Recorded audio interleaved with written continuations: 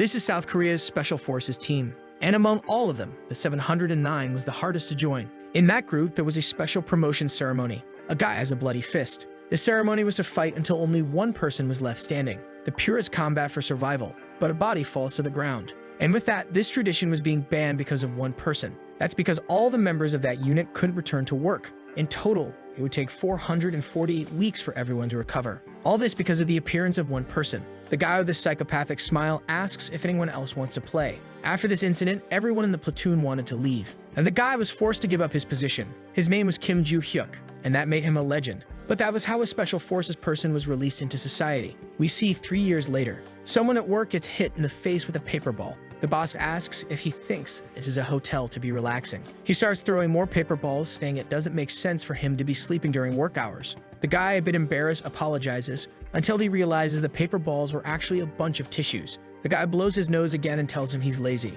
throws another one on the table, and tells Joo-hyuk to throw it away for him. The guy's veins are almost bursting with anger. He immediately grabs his phone, goes online, and starts posting about everything happening at his job. He starts describing the whole situation happening in this workplace. He doesn't even care about being fired as long as this guy pays for what he did. The guy's about to explode, saying there are limits even to the boss's power. With that, he throws the phone on the table and relaxes in his chair, saying that apparently he will have to keep enduring this, just because he can't kill this guy yet since he's a civilian. At that moment, he receives a notification on his phone about this incident. He reads something about a capitalist slave getting a second chance. He's all confused about this project when something appears on his glasses. Suddenly, some kind of information is loaded. Joo-hyuk notices that something weird is happening. He's a bit disoriented, trying to calm down, until some information appears on his glasses. With that, an interface appears saying that the registration is complete. He would be the level 99 tester and the connection was made. The protagonist wonders what the hell that is. The strangest thing is that there is a voice in his head. When he tries to take the glasses off his face,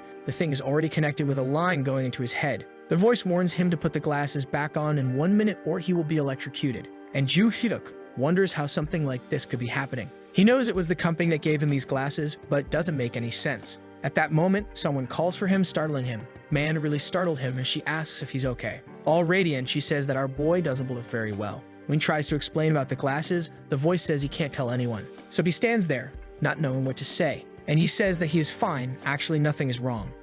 She says it's good to know and asks if after work today, when someone interrupts them and questions what kind of atmosphere that is. He points out that if they are going out, they should invite him, because he knows a bar with a great vibe. He approaches the girl and says that our protagonist has a lot of work, so the two of them can go alone. While our boy is there dying of rage, the guy says it's his fault for being so incompetent. Joo-hyuk doesn't respond, and the guy keeps mocking, saying he doesn't even have the self-esteem to defend himself. With that, Subian says she will go back to her seat. Joo-hyuk is there, already wanting to kill this bastard, saying he's lucky they're at work, while the guy beside him says he doesn't understand why so many people like this loser. That's when the system loading is complete. He hears something about receiving a mission and gets confused. The system starts analyzing the people around him. While the analysis is being done on the guy, he asks if the protagonist isn't going to say anything. That's when he gets confused, and the guy asks what kind of expression that is. The first mission had been given. Boss Cho Joo-hong had been selected as a target, and the first mission was to make the guy stop swearing. The protagonist was still confused when the system said there would be a penalty if he didn't do it.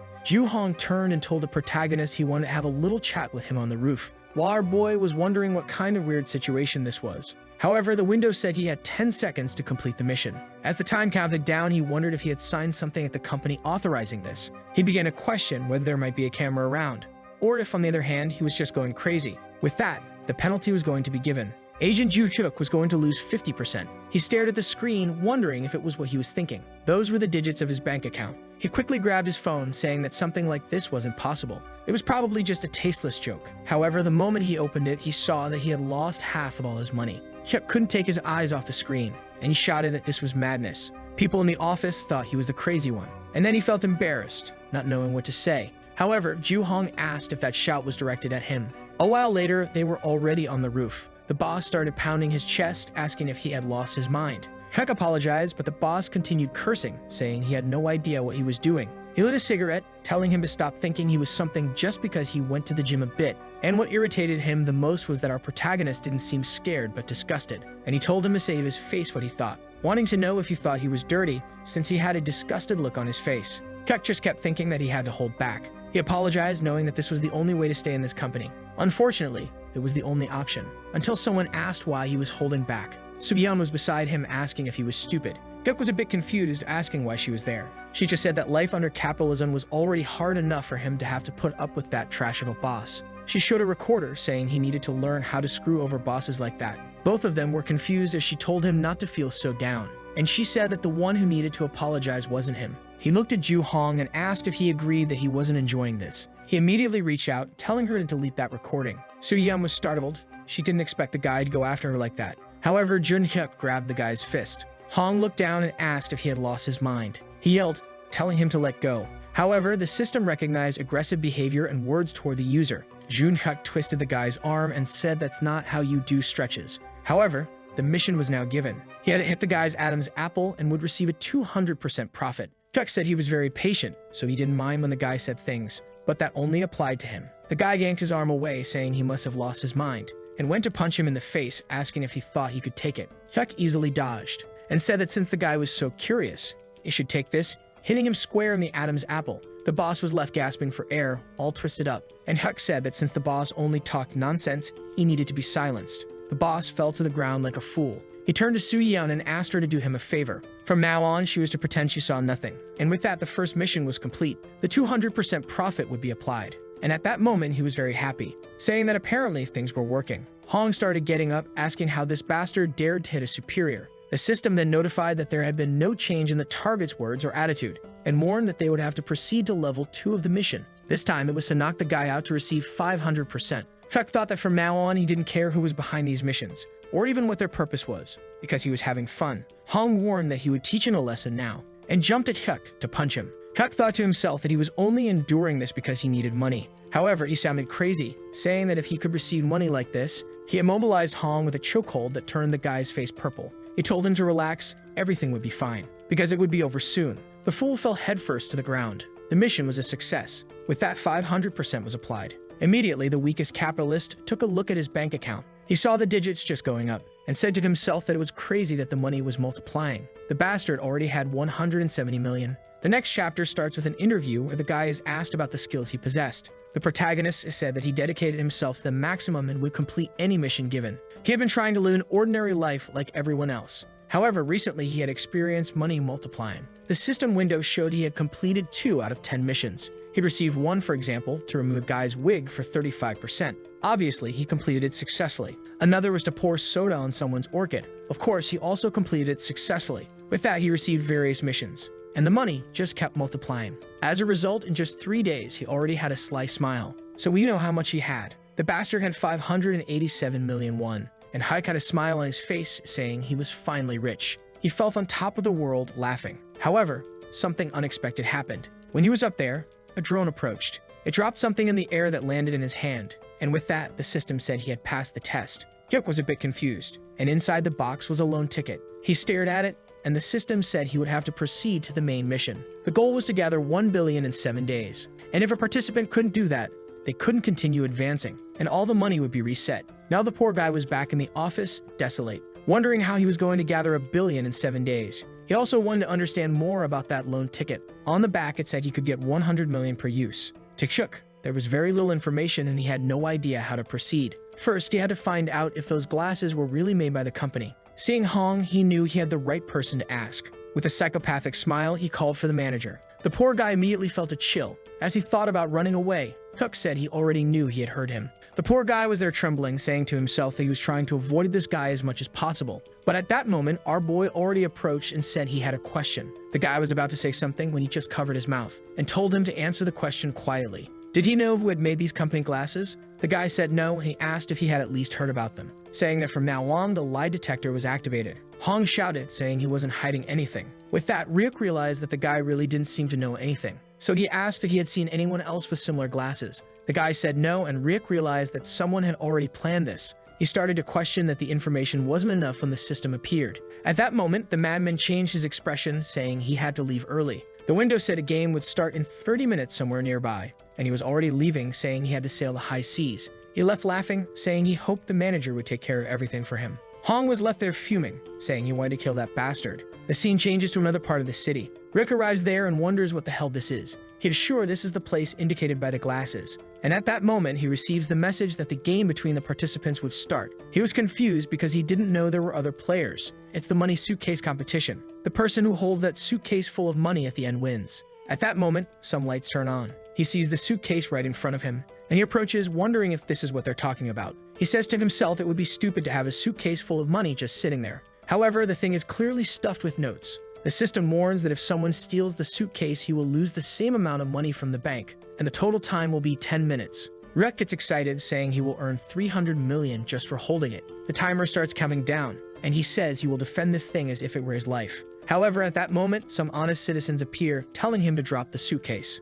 One of them says he's not very smart for having help like that, and the blonde guy asks if it's really his first time in the game. Ryuk looks confused while the guys talk about not wanting to receive a death penalty. However, he's also crazy and tells the guys he has no intention but lets them try a bit. The madmen think they're dealing with some crazy bastard, which is true, I'm warning you. They ask if he doesn't understand the situation, and Ryuk asks what he doesn't understand. As far as he knows, it's just beating the three of them up. The guys start laughing, saying that money really drives people crazy. However, Ryuk just asks who they are and if they know who he is. Now the guys are closing in, tired of this bastard. One guy runs towards him, telling him to stop acting tough. He comes to hit him with a bat, but Ryuk defends with the suitcase and says he admires the courage. The guy is confused, and the psychopath says the fool doesn't understand the situation. He stretches out his hand, which seems to be moving in slow motion. However, the punch is precise on the face. Man, the guy went flying, bouncing on the ground. The friends look to the side and realize it's not going to be that easy. And Ryuk warns that if all the participants are at this level, it will be much easier than he expected. With that, the guys look at each other and make a signal,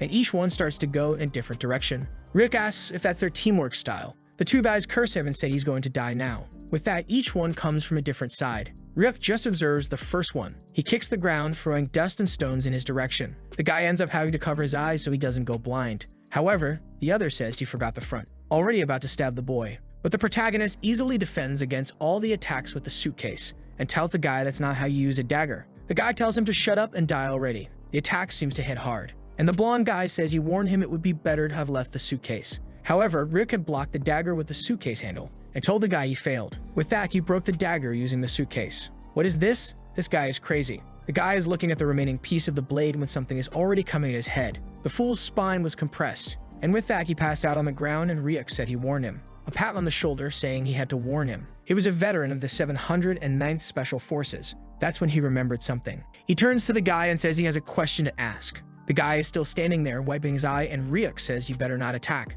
The guy curses him, asking what the hell he wants to say. Ryuk just wants to know who's running this game. The guy says he has no idea since he received that bracelet and then started participating. Ryuk realizes that not everyone has the glasses, so what's the difference? He turns and starts thinking about various alternatives while the guy in the background notices this distraction. He gets excited, thinking the guy is very stupid. However, at that moment, Ryuk appears, asking if he's thinking about stabbing him. The guy says no, he would never make such an attack. But Ryuk lands a punch on his chin, saying he, on the other hand, would. With that, the guy passed out on the ground, and Ryuk wonders why everyone is so weak. At that moment, someone shouts, saying no. It's the blonde guy from before, saying things are unfair when the system warns that he will lose 300 million due to the rules. The bracelet says he has gone bankrupt since he owes more than $1 billion, and with that, the collection would begin. Participant 016 was being pursued. Ryuk just watched, wondering what was happening, when suddenly the blonde guy started to go crazy. His entire body was covered in purple marks, and he begged to be saved. In an instant, he fell dead to the ground. Ryuk wondered if that was a reaction to some kind of drug. It seemed that the bracelet and those glasses had ways of injecting something. He was already worried, seeing that he was apparently trapped in this thing, until someone appeared, saying they had found another money-blind fool. A masked guy says he's no different, and the other next to him says now he has no way out. In these games, participants become incredibly rich, or they lose everything and have no other option. Ryuk says that's when he realized. All the participants in this game were people who had been driven by money, and now they were all someone's puppets. Somewhere else, someone watches several screens talking about the participants. Ryuk knows this mission was easy but won't stay that way, especially now that he is surrounded by many people. And this system warns that the game will start with 48 participants. Now the sly one says has increased a bit. The entire group is already surrounding him. And the problem is that there are still 6 minutes left on the clock. The strongest predator in nature, the Siberian tiger. Even if this type of monster has to face a pack of wolves, it still has to be cautious. However, for that guy there, Ryuk just tells everyone to come at him. He doesn't care about any of this and is already warmed up.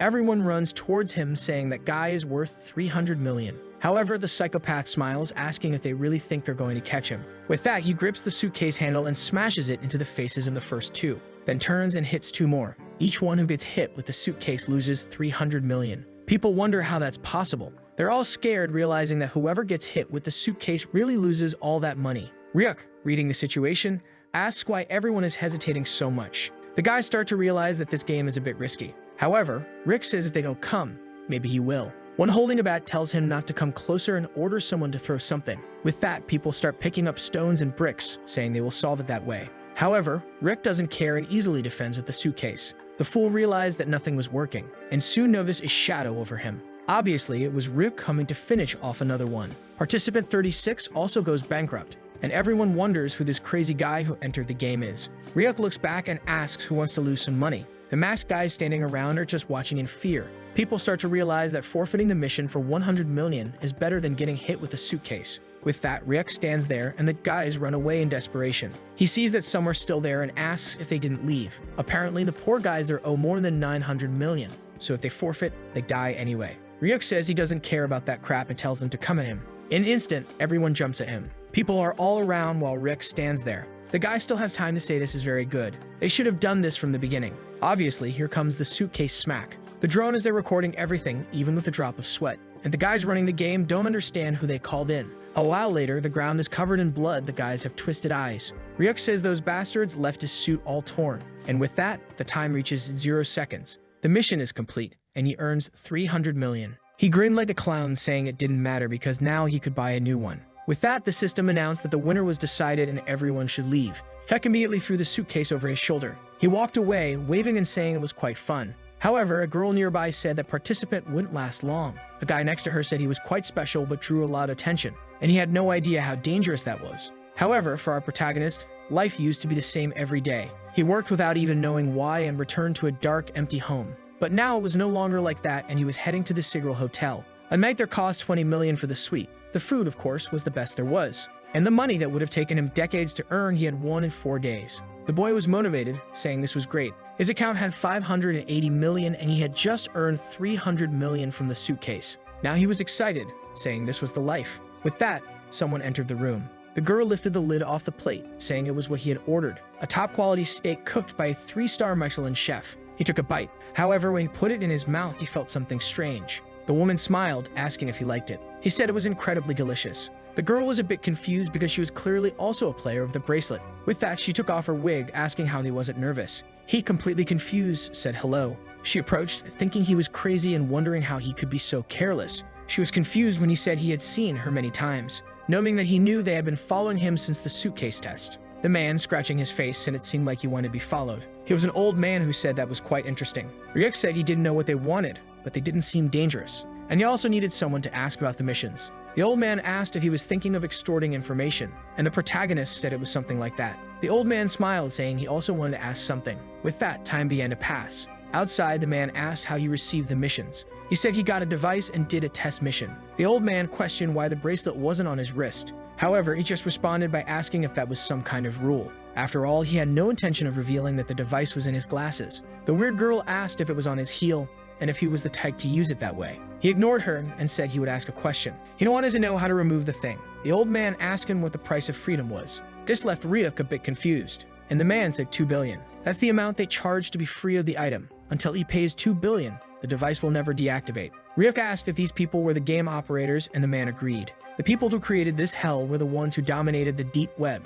It seemed they had tens of billions of dollars gained illicitly, and that's how they created this hell for the participants. Most end up in debt and taking out a lot of loans, but in the end, no one knows where they are taken. The only thing is that no one ever returns. Ryuk asked why the old man was revealing all this. The man said it was because he wanted to find out what kind of person he was. He wanted to know if freedom or money was more important to Ryuk. The boy said that was very obvious. He could buy freedom with 10 billion. The old man said in that case, money seemed more important to him, and asked if he was confident he could win in any mission. If that were the case, they should play a simple game. A message appeared saying that 002 was requesting a private game. He had the option to accept and ask if it was some kind of test. He immediately accepted, saying he wasn't the type to refuse. With that, the system told him to confirm the opponent's information, and he wondered what the hell that was. The old man asked why he wasn't reacting. Did he see something? The bastard Gu Wunmo was ranked 3, with 14 wins and 1 loss, and had a total of 4.8 billion. The system notified that the mission would start and he couldn't back out.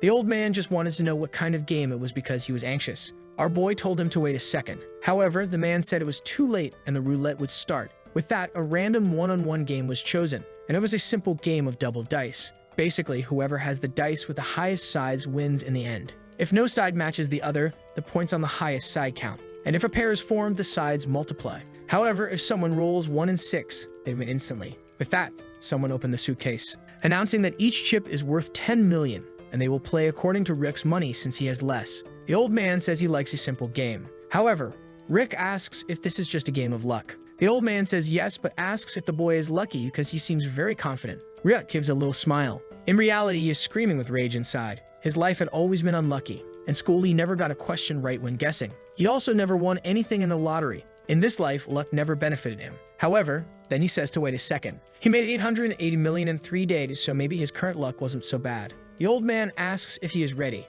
Rex slaps his hand on the table and shouts, throwing the dice, saying to start already. With that, the dice landed on 1. They already saw that in the first round he wasn't doing well. Desperate, he looks at what the old man rolled. The old man says he didn't have much luck either, rolling a 2. Our boy gets excited, thinking now it all depends on the black die. The old man says he will bet 100 million to reveal the black die. Rick realizes the guy isn't going easy since he doesn't have as much money as the old man, especially considering he would lose everything if he failed in this game. However, sweating, he says he wants to see what the old man has. The girl says she will reveal the dice. The old man's die is a 3. So in this round, he had a total of 3 points. Ryuk gets excited. He only needs a 4, a 5, or a 6. She slowly lifts the cup, revealing that the number 2 die was another 1. The poor guy is desperate.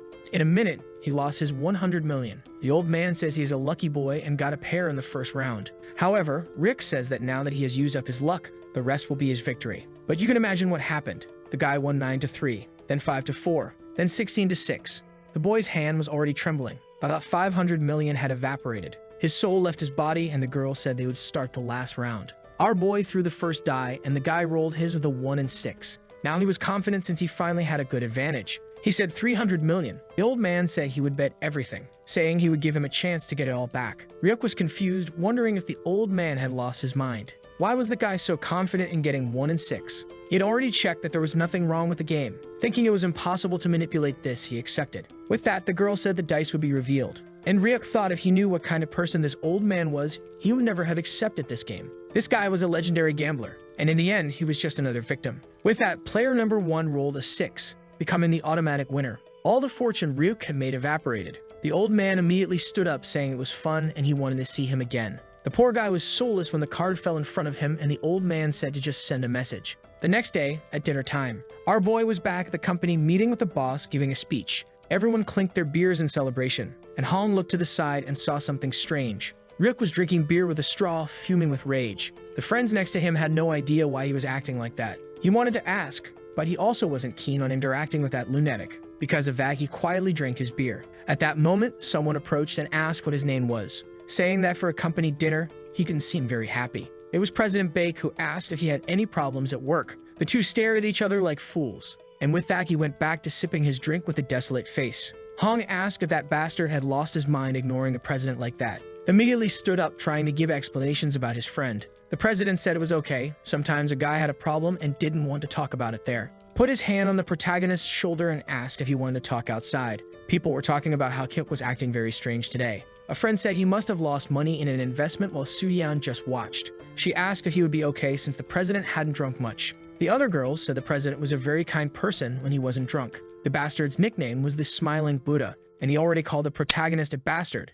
telling him to explain himself. Grabbing him by the tie, he warned that as an employee, he should be having a lot of fun. He started dancing in front of him, saying he didn't understand what was wrong with this kid's generation, warning that trash like him could be replaced at any moment. However, Cut was just thinking about the 880 million he would take decades to earn in this place. Why would he keep working for these bastards to earn money? Until the boss slapped him in the face, asking if he wasn't listening. The guy warned he would give him 100,000 for each slap as a kind of mental education. Cuck stood there thinking that if this guy touched him one more time, he would lose his arm, until the mission appeared. And with that, he had to change his mindset. He took another slap. The old man thanked him, saying he was very polite. At that moment, Huck changed his expression, saying that indeed these slaps taught many valuable lessons. He said that today he realized it was an incredible honor to work alongside such a promising boss. He grabbed his hand and asked if he could share more of his teachings. Bake started smiling, saying he was a cute bastard, saying that now, yes, he saw the boy's spirit. With that, he said they had to go back to that bar, and he would serve a beer,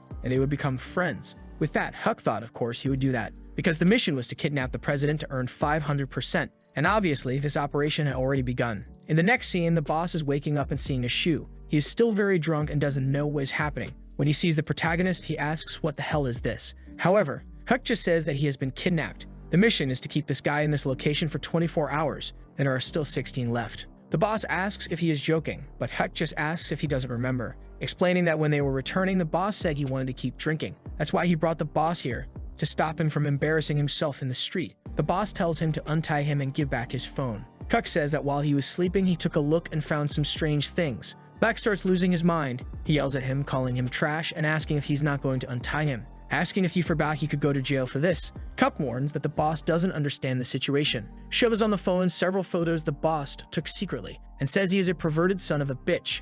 The protagonist also says he knows these recordings were made in the bathroom, so there must be a camera installed, and stared at the fool, saying he didn't understand how he hacked all this, explaining that many strange things happen in this world. But the truth is, he received a special talent as a mission reward, the hacking ability, and asks the boss if he finally gets it. If he hands that phone to the police, something very interesting would happen. Huck says now it's explained why this kidnapping mission was sent, and while browsing the phone, he saw a strange list. It contained the names of women who were not to receive any promotion. At that moment, Huck understood that this meant the boss was blackmailing them in some way, and he already asked Bake what he thinks the company's employees are. The Buddha just smiles, saying that dogs have to obey their master, warning that what he does with those girls is give them a chance they would never receive, and explaining that it's normal since everyone has some secrets. At this, Huck loses his mind, saying the boss has no salvation, but just smiles, asking if that is a threat. At that, he tells the guy to shut up, saying he will now receive 100,000 for each slap, and gives the same speech, saying to understand it as re-education. The Buddha yells, saying that if he touches a hair on his head,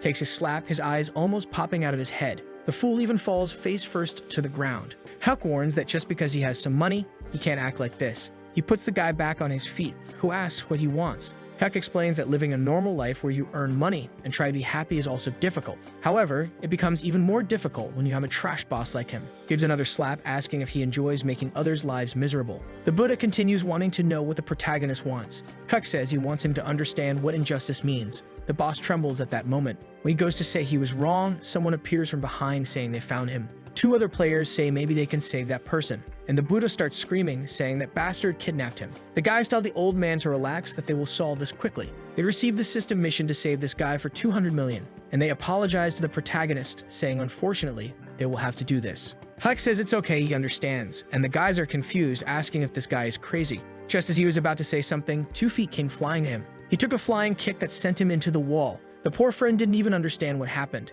and Huck was already coming for him too. He struck his neck, forehead, and hand. In 2 seconds, the 2 fools were unconscious. After that, several other participants arrived, but the scene repeated itself in front of the president every time. The difference in level between the guys was frightening. The boss began to think that even if he wasn't tied up, he didn't stand a chance. Well, at that moment, the rope was cut. He was confused, wondering who did it. It was Huck, who apparently wanted to toy with him. The boss fell to the ground, and Huck said he seemed bored. He then asked why they didn't negotiate the salary. He wanted to earn 5 times what he was currently getting and also worth a minimum. And obviously, the most important thing from now on, President Bake would be his dog. Until he had the chance to become human again, he hoped Buck would do well. The scene changes to a prison. Someone knocks on the door, call in for number 3270, saying he will have to endure there for 1 more day since soon he will be free to do whatever he wants. This guard had received the mission to let an extremely dangerous criminal escape. The healthy-looking guy is headbutting the wall, and the system warns that when he manages to escape, the punishment game will begin. The next day at the protagonist's company, Hong was arriving and saw a bunch of people gathered. He asked what was going on, and someone told him to take a look. That's when he got confused. Huck was there in a suit on the throne saying good morning to everyone, and Hong found out that the damn Huck had received a special position. Now he knows things won't be easy for him. Huck says he is eager to work a lot with his friends. Sometime later, he says that putting everything aside, the way he makes money has completely changed because of those glasses. He has already managed to earn and lose more money than he would have in his entire life. Through the mission, he received that loan ticket again, and with it, he received another 500 million in the account. The problem is that there is a reason why he is not happy at all. The mission to make 1 billion will end in 1 day and 4 hours, and when that happens, all the money will be reset. He is seething with anger, saying there is no way he will go back to being poor. He bangs on the table, saying he doesn't care. Whatever the mission will be, he wants it to appear so he can solve it. Back at that prison, one of the guards talks about an escort that is being made. 10 prisoners under special supervision are being taken. The guy on the octac says there is nothing wrong and no need to worry. However, in reality, he has already killed the real driver. With that, he says it's time to continue. He goes to the back of the bus to open something. There are all the prisoners who are being transported. He just throws a bunch of keys to the first one, tells him to try to escape or do whatever he wants. However, he warns that they can't escape the game no matter what they try. When everything starts, the hackers will take control of the police, and then everyone should run as far as possible. The prisoners are all confused about this hacker and game business, but the guy just warns that for convicts like them, no matter where they go, they will never escape. The mission this guy received is to hunt down a bunch of fugitives, which is why he's releasing everyone. These were men desperate for freedom, people who were desperate for money. The question is, which type of person would be more dangerous? A guy who looks like an albino Thanos is prisoner 3270, and the hunting mission for him pays 500 million. Everyone stares into the back, asking what they will do now. The guy asks if they remember where they buried the money, and they say yes. The bald guy tells them to retrieve it, and they have to flee Korea as fast as possible. What they don't know is that there is a drone following the bus the whole time. Looking at the clock, someone wonders where these bastards think they are going. Other players who also received the mission to hunt the prisoners are watching. 4 hours after the punishment game started, the harpoon guy yells at someone to stop. He fires his weapon, hitting a fool in the thigh. The guy falls to the ground and he starts pulling, saying that a prisoner like him needs to learn to live a more honest life. A friend puts a hand on his shoulder, saying it's true, and they will earn a lot of money. Actually, it was the crazy guy holding his friend's arm, questioning why so many people had the same watch. This was prisoner 2804 with a 300 million reward. The harpoon guy got startled and the prisoner asked who they were. Already pulling the force, he warned that the guy would have to answer. The cut went clean through and another arm flew off. Sometime later, this guy passed the information about these people to 3804. Looking at the fallen body, he wondered how many had arrived, but he put his hand on his head and said it didn't matter. And it was then that the player realized. The ones being hunted were the participants. With that, the poor guy fell lifeless to the ground. The bald guy said he hadn't had so much fun in a long time, but he told his friends it was time to finish this. They needed to bury these guys, get the money, and get out of there. The strong guy said those bastards weren't gang members. It seemed the information about the escaped prisoners appeared on their watches. When the guy mentioned there was a bounty on their heads, the bald guy got excited. He asked his timid friend how much it was worth. The guy said 500 million. With that, he punched the air, saying his dream had finally come true. But the friend wondered if the guy was trying to show he was a big idiot. He then asked the strong guy how much money they had already found. The guy explained they had found 3 sets of 500 million and were still missing 3 more. The guy smiled, saying the bastard really profited a lot. If he could take advantage of this dumb monster, he would make about 3 billion. He started laughing with the madmen, saying it was a new beginning, while someone watched from afar, wondering why they were dancing. Another seemed to be digging up money. Seeing the bodies, he knew it was much more dangerous than he had imagined. 2 other players decided they had to do it since they had come a long way.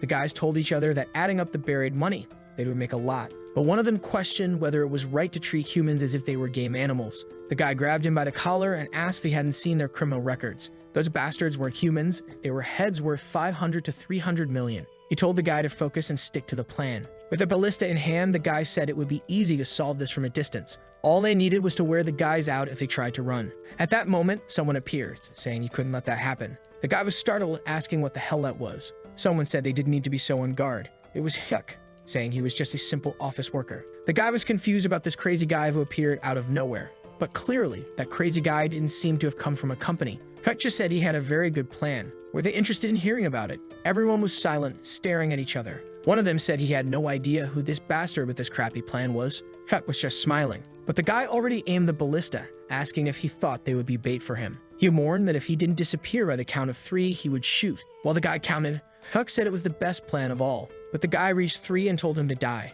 The arrow flew towards our boy. He seemed surprised that they really had the courage to do that. He sliced it with a blade, cutting the arrow midair. Then the guys realized it wouldn't be so easy. The thing even spun worse and landed in his hand, which broke it, saying that's why they were a bunch of amateurs. Once again, he asked if they didn't like the plan. With that, the guys dropped their weapons, saying it was a very good plan. He smiled, saying they could start the operation then. Back with the prisoners, they were still digging up the money. One of them was furious because the bastard forgot where he buried it. That's when they looked to the side and saw the protagonist's friends. The prisoners immediately said they would have to deal with a few more. Suddenly, the fools ran away in desperation. The strong guy from before shouted in anger, telling them to follow those bastards. With that, some of them began the chase. In the forest, the guy was desperate while the crazies ran after him. All Huck said was to bring these guys to a place he had marked. With that, they approached an abandoned shack. The guy was exhausted, but he knew everything would be resolved if he got there. But when they stopped in front, they found no one. They began to wonder where that damn guy who led them was. But the prisoners were already approaching from behind. They warned that they were a bunch of pests and it was good they would be buried right there. One of them came running to hit them with a shovel, but a little axe flew through the air, hitting the shovel the guy was holding. The prisoner turned, asking who the bastard was who did that. Huck just said he didn't need to know. Holding a burning stick, he said what they needed to know was that no one would escape this place. They would stay there, getting beaten and handing over all the money to him. The other players asked if they were also part of this beating. Huck jumped off the roof immediately. One of the prisoners remarked that there was no way to escape. Huck landed a kick to the face of the first guy, dragging him across the ground. He foamed at the mouth, unconscious, like a maniac. Huck told everyone to start panicking, but the prisoners turned, deciding they had to deal with this lunatic. The three criminals rushed at him, but Huck easily dodged the first one. Another guy came in for a cut from the left, and Huck glanced to the side, focusing on the one in front. He landed an elbow strike to the one behind and disarmed the other. He even caught the knife that fell from the guy's hand. In a second, the two fools were nearly down. The guy watching from the back had a dumbfounded look, not knowing what to do. Suddenly, his body turned red, and as he fainted, the last one still didn't know what was happening. Huck just threw the knife, hitting the guy's hand and disarming him. He then advanced and had his hand next to the guy's head. Another fool was taken down. It didn't even take 5 seconds for everyone to be on the ground. The other players realized it was impossible. In a game where you had to choose between money and life, that bastard was on the hunt. 4 criminals had been defeated, earning him 400 million. The scythe guy approached, asking who the hell did this. The guy was worth 300 million and had a long criminal record. He asked Huck if he was the one who took everyone down. Huck just questioned what he would do and if he was there for revenge. The guy killed his friend and said he was there to teach him how to finish the job, asking if he was an amateur who didn't know he had to finish the person off. Huck stood still for a second, saying nothing. The guy approached, saying he was going to put holes in his body. But Huck said, unfortunately, he had been stabbed many times before. The guy laughed, calling him a hilarious bastard, and lunged, saying he was used to it. Huck dodged the attack, realizing it wouldn't be difficult. But strangely, the guy smiled for a second and almost hit his jaw with the other hand. That's when Huck realized this guy wasn't as easy as the others. The bastard was ambidextrous. Out of nowhere, Huck told him to wait a second. The guy laughed, asking if he was that scared. Huck went to the utensils nearby and said he was thinking of something. He picked up something, saying it was enough. The other players were curious, watching from the side. Huck announced it had been a while since he had to settle things like this. The guy found it strange and asked if he was serious. The lunatic said he had activated the mantis formation and asked if the guy wasn't scared. Huck said all those overconfident bastards changed their attitude when he pulled out a knife. Even if they showed courage for a second, a few stabs had them on their knees, begging for forgiveness. He liked that a lot, but the guy in front of him wasn't normal. Huck said it was time for the mantis attack. He charged at the guy with a series of slashes. The fool tried to defend, but it wasn't easy. Huck kept shouting that the sequence wouldn't end. The prisoner couldn't believe he was being forced to retreat. He cursed Huck, saying he was the true ambidextrous, and made a precise attack towards his neck. But the lunatic dodged and laughed, saying it seemed the guy wasn't that good. The guy couldn't understand why this bastard was laughing in this situation, not to mention that one simple mistake would mean his death. Then he stopped to think and said he understood. The reason he felt something was wrong was because that bastard was treating him like an insect. He got even angrier, wanting to know who this guy was. He ran towards Huck, saying he would teach him a lesson. Huck stood still, just watching him approach, and asked why he should take such a fight seriously. A scythe swung in a sequence. At that moment, the guy fell dead on the other side. Huck said they found out who the real ambidextrous was. With that, criminal 2804 was taken down, earning him 400 million. But the bastard was excited, saying now there was only one left. He was humming while the other players followed him dejected. Feeling embarrassed, one of the guys asked where they were going. Huck said there was still one bastard left, so they had to deal with him. The guys began listing all the crimes the bald guy had committed, saying maybe it wasn't a good idea. The truth was they came there just to catch the others and escape this guy because he was very dangerous. But then one of them looked to the side. Immediately, everyone's pupils contracted and they seemed to have seen a monster. The bald guy was right behind them.